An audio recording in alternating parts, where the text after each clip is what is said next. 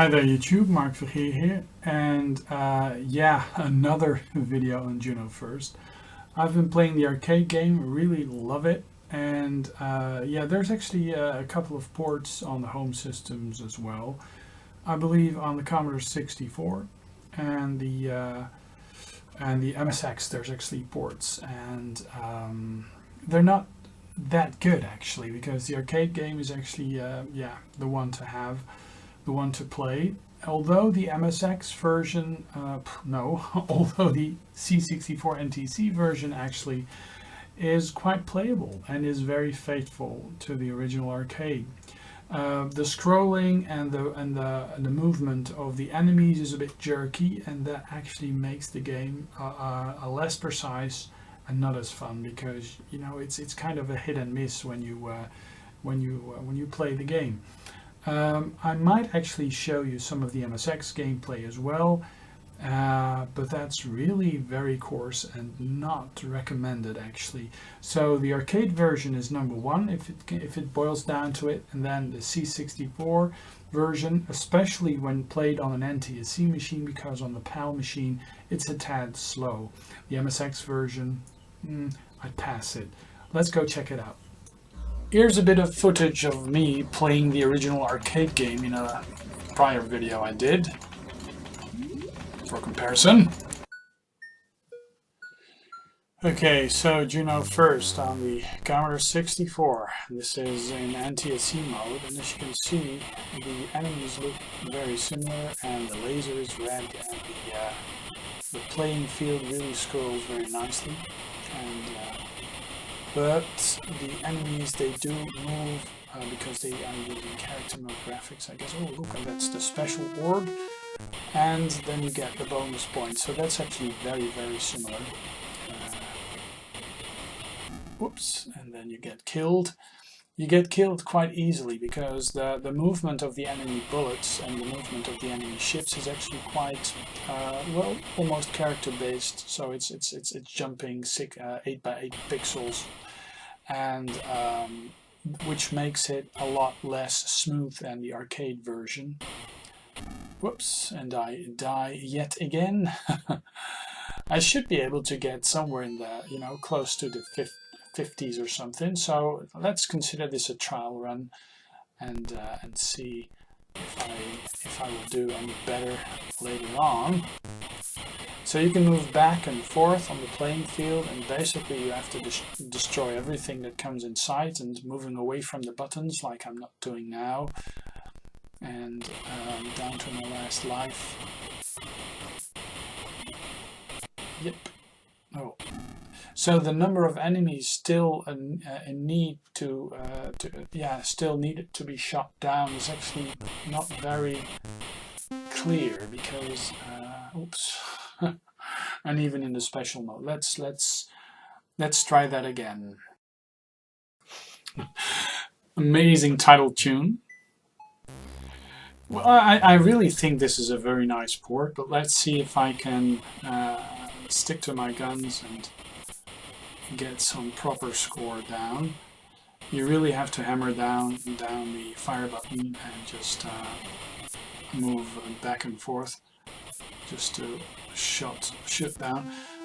The weird thing is that I have no idea which button actually is the warp button. I've tried all the function keys, I've tried the Commodore key, I've tried the spacebar, shift, no way.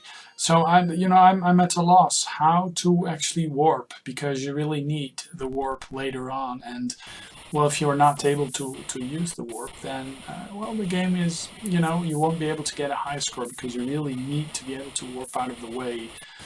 And I'm betting this is some key on the keyboard, which of course is just insane, because the special one.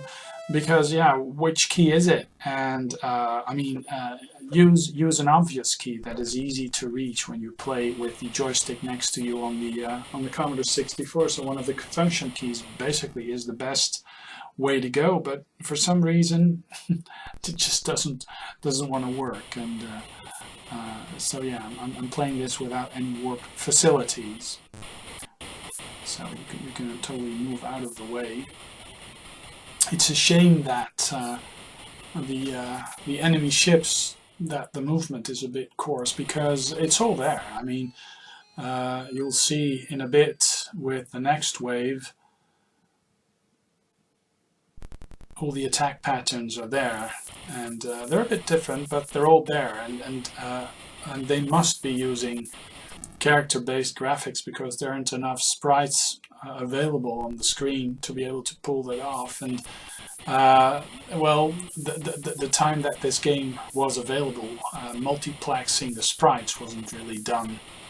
Not really, I guess, so that was not one of the techniques used. But yeah, as you can see, it's quite a good rendition of the third wave, actually. So the sound effects could really have been enhanced a bit more, I guess. But I mean, for back then, I wouldn't have been able to program it. So a great port. I think this is the best port of the arcade game. I really would love to know what today's programmers would actually be able to coax out of the machine, because this actually is a game that would actually be great on the Commodore 64. As you can see, this version really runs well, and one can only imagine what an overhaul like the well, 50,000, still one left to go.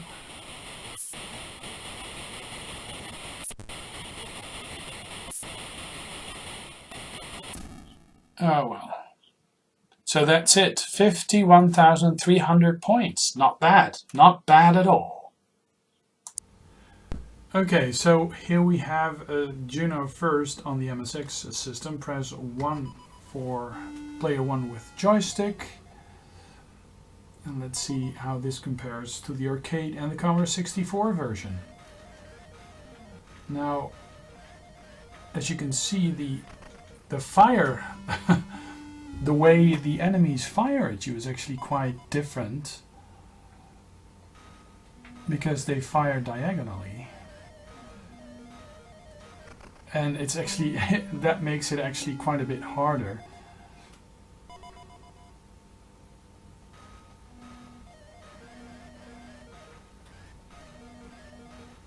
So let's steer clear of those.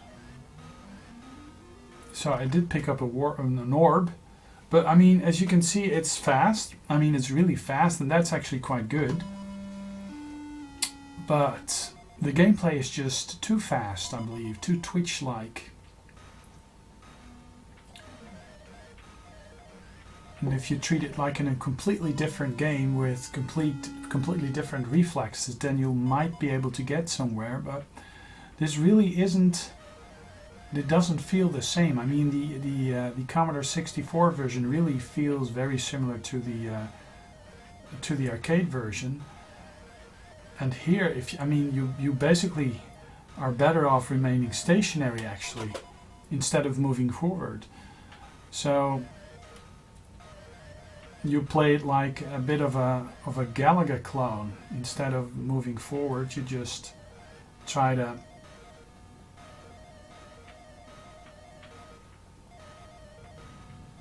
I mean, it does play different, and it's very hard to get over to the right side because all the aliens just, whoops. Yeah, it's not as good as the Commodore 64 version. Now I've heard that the the 2600 version of this actually really is good, so I'm going to give that a try in this video as well. Okay. Juno First on the Atari 2600 with some amazing title music and some amazing graphics. This actually can be obtained from Atari Age. There's a PAL version and an NTSC version. This is the NTSC version. Let's press play.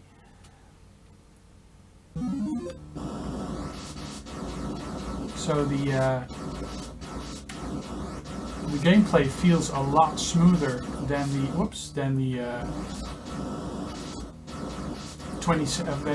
Commodore 64 version. It's about as fast as the MSX version. gosh, this is actually an excellent version of it.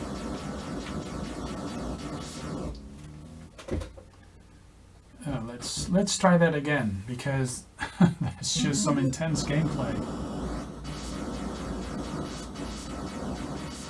Oh man, it's tough, but it's one of the best looking 2600 games ever.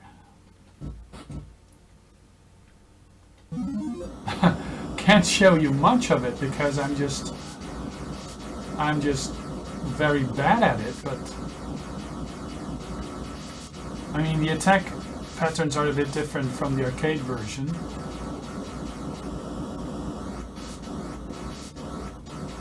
Whoa. Of course, I wonder, that's the special. Oh, that's gone.